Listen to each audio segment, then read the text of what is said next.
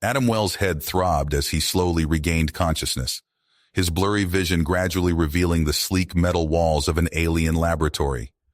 He strained against the restraints binding him to the cold examination table, his heart pounding as he noticed an unconscious man on a table beside him, surrounded by advanced biotechnology equipment that hummed and glowed ominously. The last thing Adam remembered was walking to his car after a night out. There had been a blinding flash of light, then nothing. Now he found himself a captive aboard an extraterrestrial ship, light years from Earth.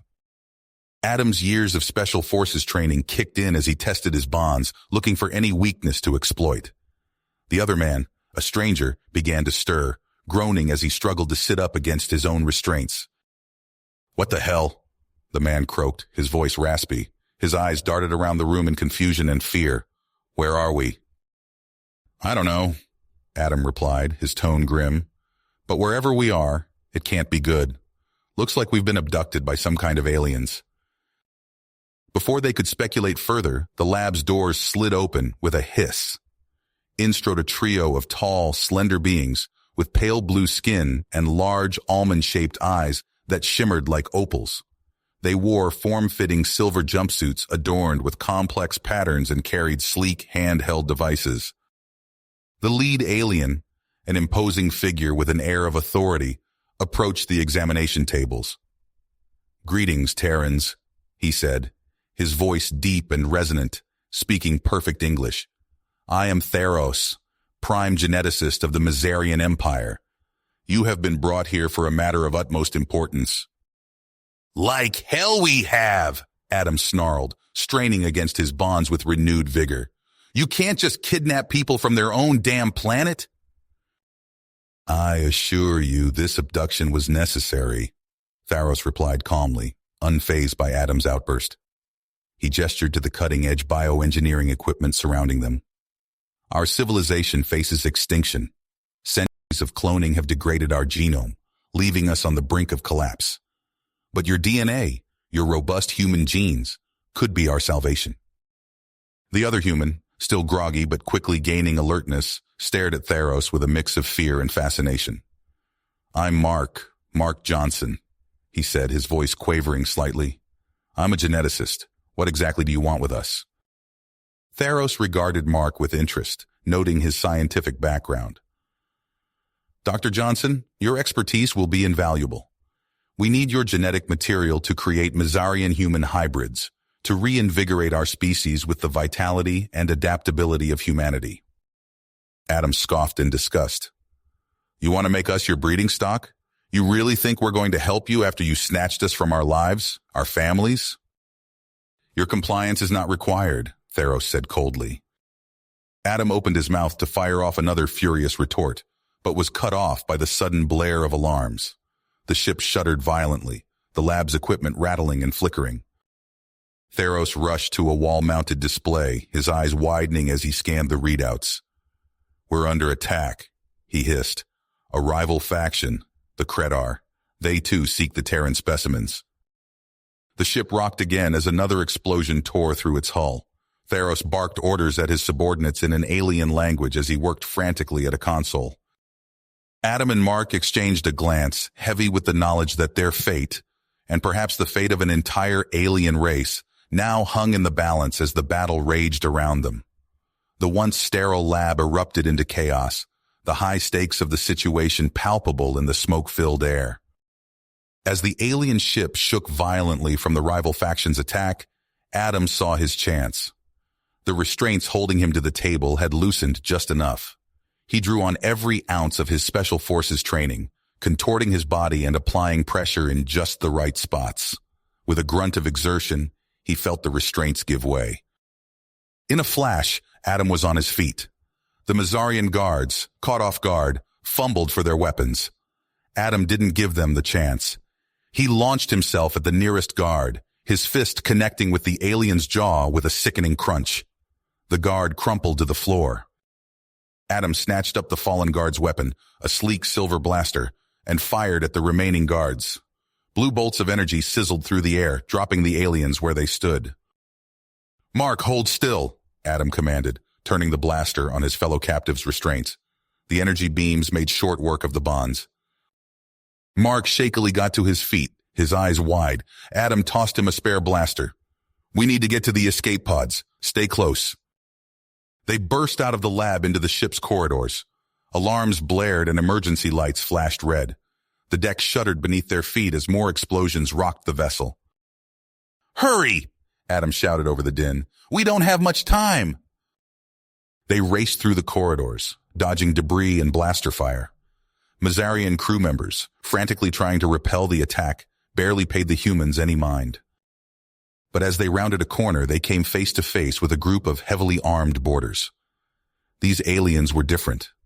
Taller, bulkier, with dark green skin and eyes that glowed red.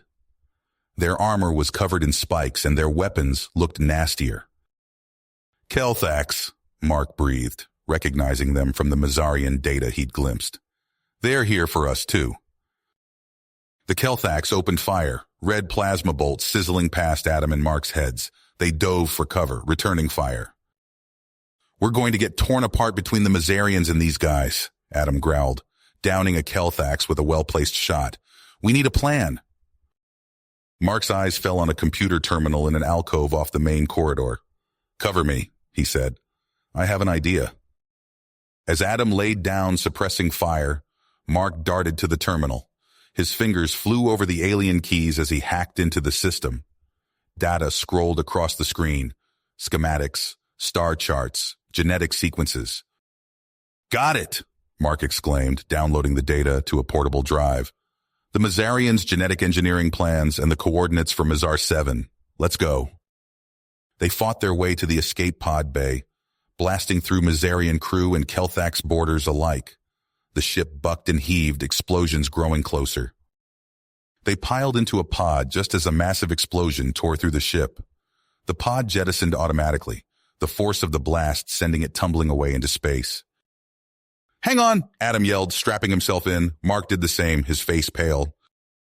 The pod careened out of control, its systems damaged. Through the viewports, they watched the Mazarian ship break apart, consumed by a massive fireball. Debris pelted the pod, alarms screaming. The pod hurtled toward a nearby moon, its surface barren and cratered. They hit the ground hard, the impact throwing them against their restraints. Then, silence. Adam and Mark stumbled from the wreckage, battered but alive. The pod was a smoking ruin, half buried in the gray dust of the moon's surface. "Where the hell are we?" Adam asked, looking around at the bleak, lifeless landscape. "No idea," Mark replied grimly, "but we can't stay with the pod. It's too easy to spot from orbit. We need shelter." Adam nodded, slinging a pack of supplies over his shoulder. "I'll get a camp set up. See what you can do about getting that distress beacon working. We're going to need help getting out of this mess." As Mark got to work on the beacon, Adam scouted the area. The moon was desolate, the only feature on the horizon a range of jagged peaks. The star the moon orbited was distant and dim, barely lighting the ashen landscape. In the shelter of a shallow cave, Adam set up a makeshift camp. Emergency blankets became sleeping pallets. Ration packs were divided up. He tended to their injuries as best he could with the pod's limited medical supplies. Hours turned into days as they struggled to survive. The moon's temperature swung wildly between scorching heat and freezing cold.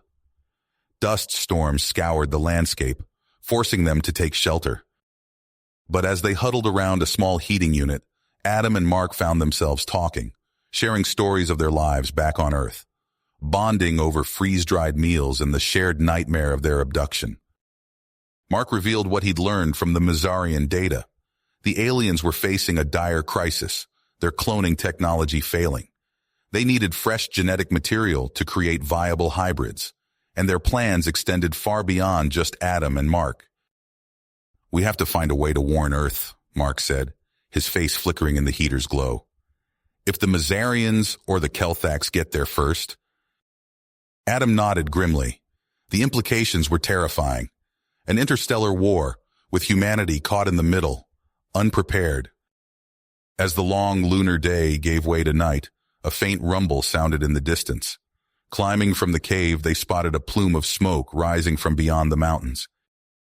Another ship, Adam said, eyes narrowing. Could be the Mizarians or the Kelthax. We can't let them find us, Mark replied. Is the beacon ready? Just about. But we'll have to be careful about when we activate it. Could draw the wrong kind of attention. Days turned into weeks.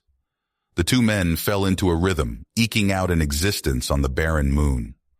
Mark tinkered with the distress beacon, boosting its signal, while Adam fortified their camp and rationed their dwindling supplies. They knew their time was running out. Sooner or later, someone would come looking for them.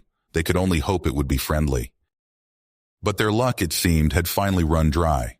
A searing beam of green light split the star-specked sky, sweeping back and forth across the moon's surface. They're here, Adam said, stomach dropping. He'd recognize that search pattern anywhere. Military training died hard. Kelthax scout ship. They must have picked up the distress beacon, Mark said, face ashen. What do we do? Adam's grip tightened on his blaster, face tight with certainty. We fight. It's them or us, and I don't plan on being taken again. They took up positions around their makeshift base, weapons primed.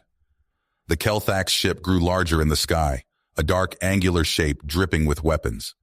It settled into a hover above their position, kicking up a billowing cloud of gray dust.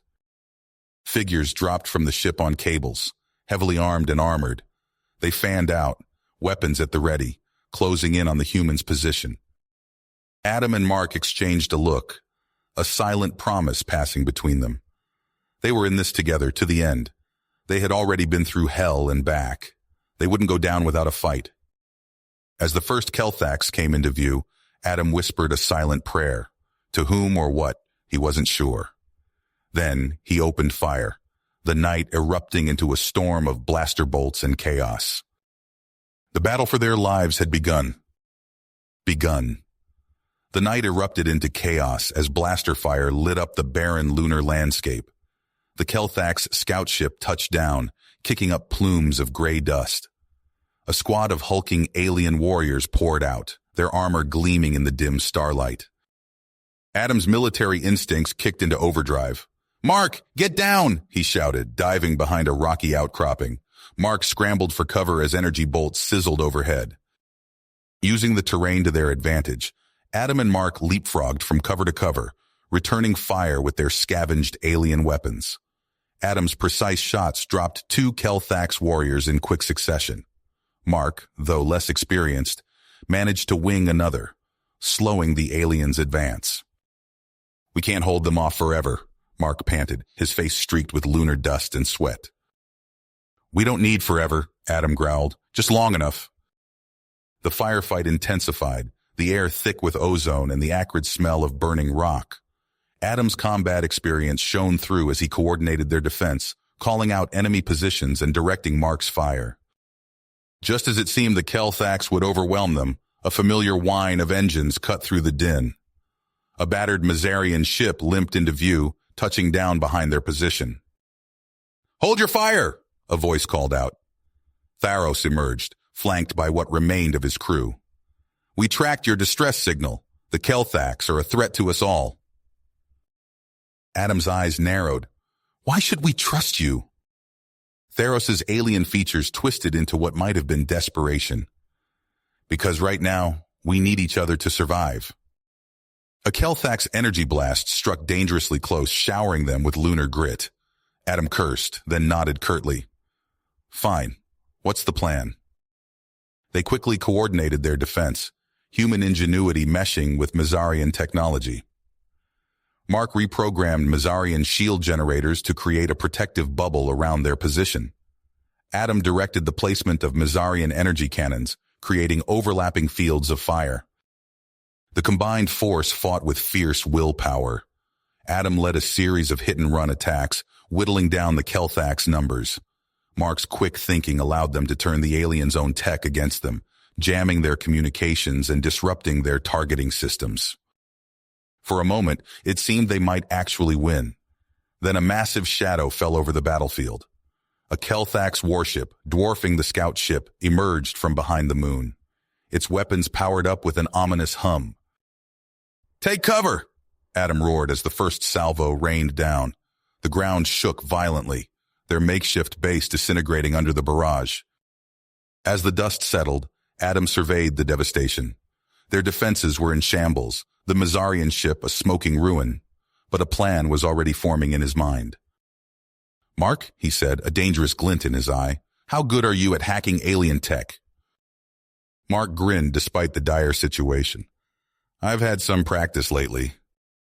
Adam laid out his audacious plan to the surviving humans and Mazarians.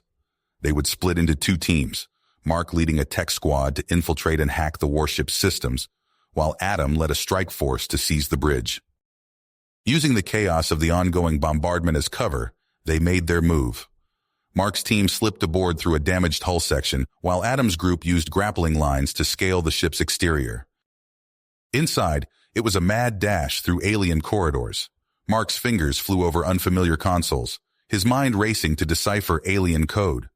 Adam's team fought a running battle with the Kelthax crew, slowly but surely fighting their way to the bridge. The ship rocked as Mark's team disrupted its systems, giving Adam the opening he needed. With a final push, they breached the bridge. The ensuing firefight was brutal but brief. "We've got control!" Adam shouted into his comm. "Mark, can you lock out the rest of the ship?" "Already on it," Mark's voice crackled back. "We've got full weapons control. What's the play?" Adam's lips curled into a grim smile as he took the helm. Time to even the odds. The massive warship turned its guns on the remaining Kelthax forces below. In a matter of minutes, the threat was eliminated. As the adrenaline faded, the uneasy alliance between humans and Mazarians began to fray. Theros approached Adam and Mark, his alien eyes unreadable. "You've saved us all," he began cautiously. "But our need remains dire. Our entire civilization teeters on the brink of collapse. Without your help, my people are doomed." Adam's mind focused, the memory of their abduction still fresh. But as he looked at Theros and the battered Mazarian survivors, he saw genuine desperation. Mark spoke up, his voice quiet but firm. "We have a chance to save an entire species, Adam. It's bigger than just us now." After a long moment, Adam nodded. "All right, we'll help, but on our terms." They set a course for Mazar 7 aboard their commandeered warship. As they journeyed through the stars, Adam and Mark learned more about the Mazarians, their history, their culture, and the full scope of the genetic crisis that threatened to wipe them out. Yet even as they worked alongside their former captors, neither human could fully shake a lingering sense of unease. They were diving headlong into a situation that could reshape the future of two species, and deep down, they both knew that their involvement might lead to salvation or to something far worse. The captured Kelthax warship dropped out of hyperspace, revealing the beleaguered world of Mazar 7. Adam and Mark stood on the bridge, staring at the view screen in shock. The planet's surface was a patchwork of decay and desolation. "My God," Mark whispered. "It's worse than we imagined." Theros nodded grimly. "Our world dies. You see now why we were so desperate." As they entered orbit, Adam's military training kicked in. He scanned the surface, noting the ruins of once great cities and the withered remains of forests and fields. The genetic crisis had ravaged more than just the Mazarian people. Their ship touched down on a cracked landing pad. A group of haggard Mazarians approached, their movements slow and hesitant. Adam and Mark exchanged glances as they disembarked. The welcoming party's eyes were fixed on them, a mix of hope and wariness in their alien gazes. One Mazarian stepped forward, his voice raspy. "Humans, we welcome you to Mazar 7. You are our last hope." Before Adam could respond, Theros ushered them towards a concealed entrance. They descended into the bowels of the planet, emerging in a vast underground complex, humming with activity. Mazarian scientists scurried about, their attention focused on banks of unfamiliar equipment. Theros gathered the humans and key Mazarian leaders in a central chamber. He outlined his plan, gesturing to holographic displays of DNA structures. We will create a new hybrid species, human and Mazarian DNA, combined to save our people. Mark was quickly put to work, his fingers flying over alien consoles as he dove into the intricacies of Mazarian genetics. Adam, meanwhile, found himself in a sterile medical bay. Mazarian doctors swarmed around him, taking samples and running tests. He gritted his teeth as needles pierced his skin, reminding himself why this was necessary. Days turned to weeks. The initial awe of the Mazarians faded, replaced by a growing undercurrent of tension. Adam overheard whispered arguments in the corridors. Not all Mazarians were happy with the presence of aliens in their most sacred scientific sanctum. One evening, alarms blared through the facility. Adam sprinted from his quarters, nearly colliding with a panicked Mazarian scientist. "We're under attack!" the alien cried. "The purists have breached the defenses!" Adam's combat instincts took over. He snatched up a Mazarian energy weapon and took up a defensive position. The corridors erupted in chaos as security forces clashed with the invaders. Energy bolts sizzled through the air, leaving scorch marks on the walls. In the genetics lab, Adam found Mark crouched behind an overturned console. "They're after the research!" Mark shouted over the din. Adam nodded grimly, laying down suppressing fire as Mark worked to secure the vital data. The firefight was brutal, but brief. When the smoke cleared, several Mazarian scientists lay dead, their bodies sprawled amid the wreckage of priceless equipment. Adam's blood ran cold as he realized what was missing: a vial of his genetic material.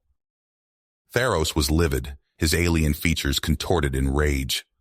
"Find them!" he roared to his security forces. "The fate of our species is in that vial." In the days that followed, the atmosphere in the facility grew oppressive. Armed guards shadowed Adam and Mark's every move. Theros' eyes darted suspiciously, seeing threats in every shadow. Mark worked feverishly, pushing himself to the brink of exhaustion. "I think I've got something," he told Adam one night, his voice hoarse from lack of sleep. "A way to create stable hybrids without compromising either species. But I need that stolen sample to complete the work." Theros called them to a strategy session, his movements twitchy and agitated.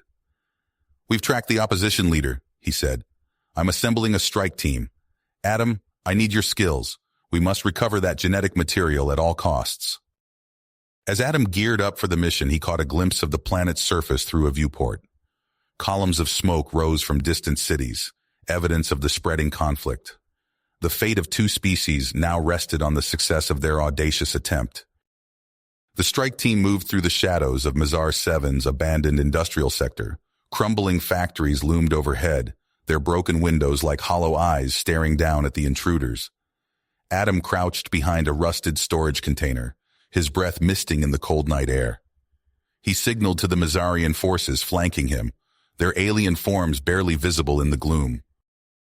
"There," he whispered, pointing to a dilapidated structure ahead.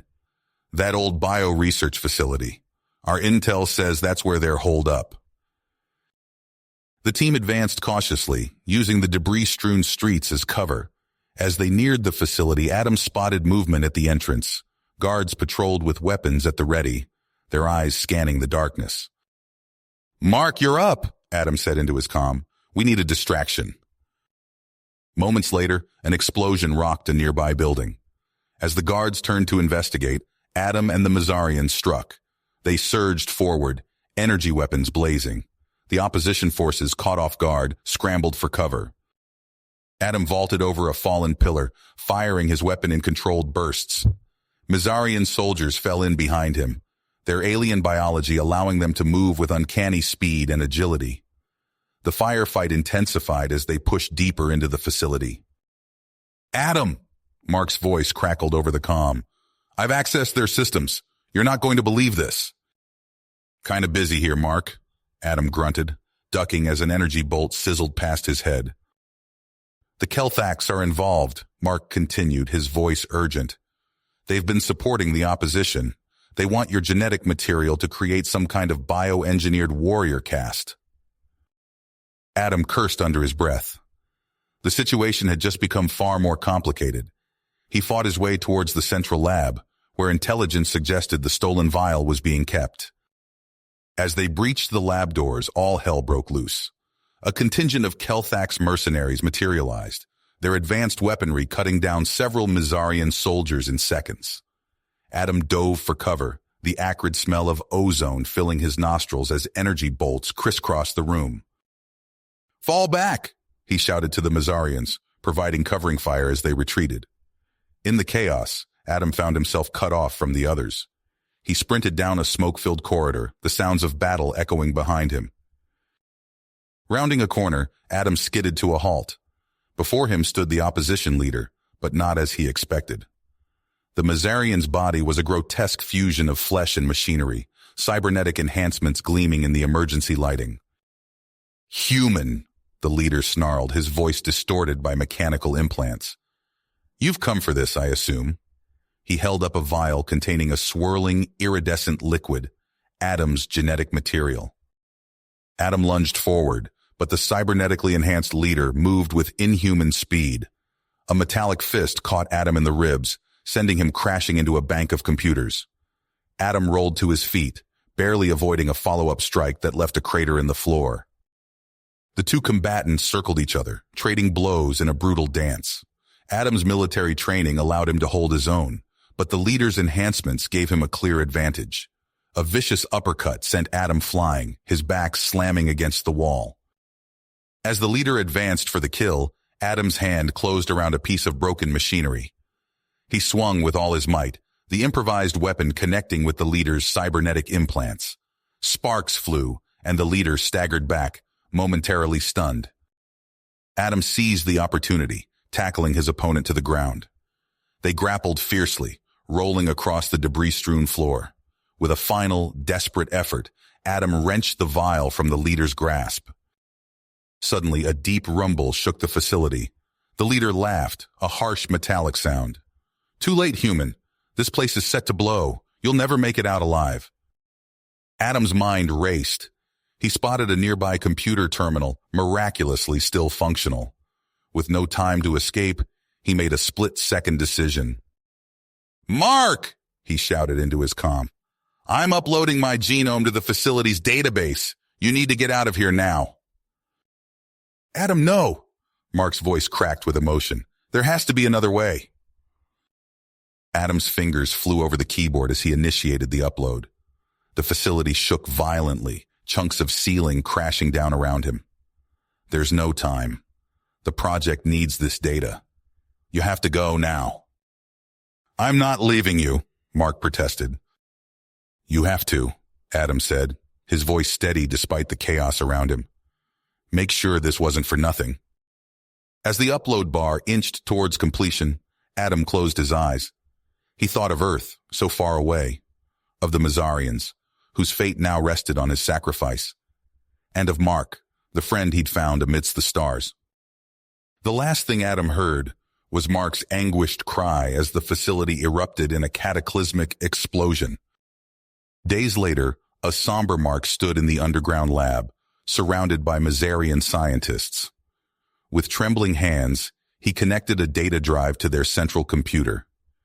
Adam's digitized genome flowed into the system, the culmination of their shared journey and Adam's ultimate sacrifice. As the weeks passed, the first human Mizarian hybrid children were born. Their unique genetic makeup breathed new life into the dying world of Mizar 7.